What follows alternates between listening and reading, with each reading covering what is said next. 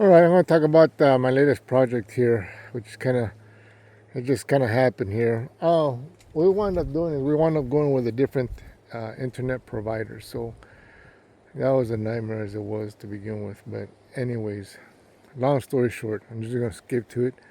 Uh, Once they got the cable, well, let me just put the fiber optics into up to my house.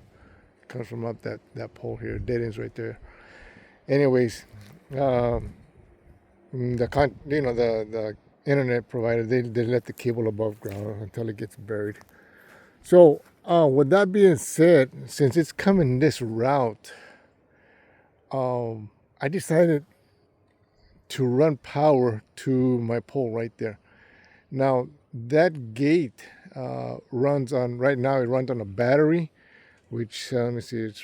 It's in there, and it's recharged by that solar panel. So that's an option for running power to that gate.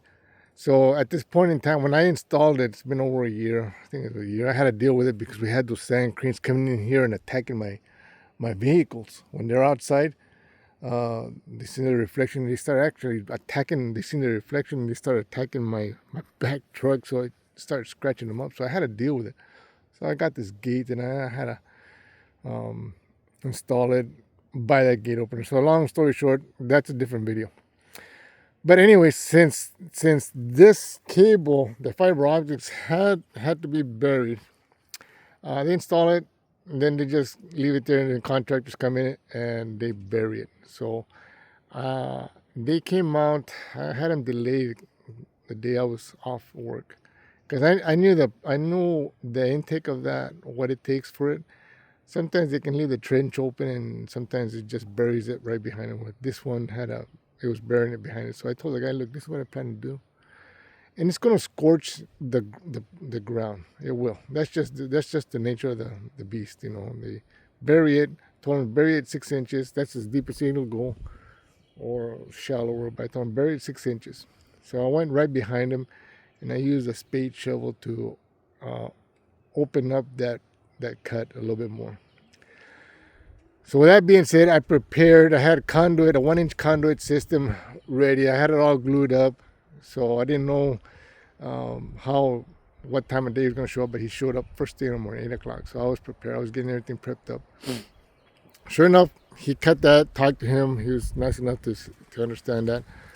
So I told him I wanted pretty much a straight path from where it's going up there. That's where my internet goes up to the house, where all the utilities are. And then I had laid out the cable the way I wanted it to go. So with that being said, now I got my 1-inch pipe. This is a 1/2 inch. So I got my 1-inch pipe up to this J box right here. Now you see the power company right there, it's Seco. So with that being said, I'm gonna go right into here. I'm gonna run a 1/2 inch, sorry. That's a 1-inch conduit right there. So I'm gonna have to drill a hole in this J box, and I plan to come up with a 1/2 inch pipe. Schedule 40, come up here, and then I'll have an outlet out here finally. So once I get it all, run my wire, and then I'll connect it up to the box out there. It's the circuit breaker box. There's an outside circuit breaker, but I plan to connect to the J box. I got a J box coming down right there right underneath that generator. I put a junction box. That's what I call a J box. So from there, as they were building the house, I had run a conduit system all the way back to where my pump is, and then from there it's going to my little orchard that powers my electric fence. So I got a J box in here, and I plan to splice into that cable. It's just running 120 on there. So from there I can run 120 from there.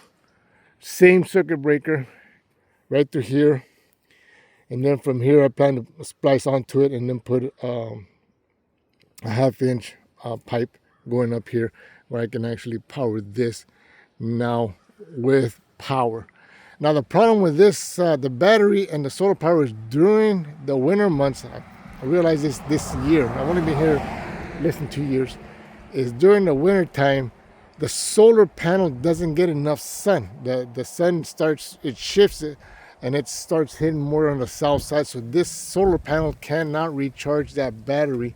So I'm gonna say every maybe 2 weeks, I gotta pull out that battery out of that box and charge it up with a battery charger and put it back in by the end of the day. So that's a lesson learned. But since now that they scorched my property, I must well have prepared. So put in the pipe. That would take care of that, hopefully permanently. So, anyways, if you have any questions on how to run your how to run power to I'm gonna say this gate opener, you know, ask, and then I'll tell you what's the best option. So I do work with a power company, and I don't normally run secondary wire. I usually work on the transmission line, but I know what I'm doing with this part. So hope this helps.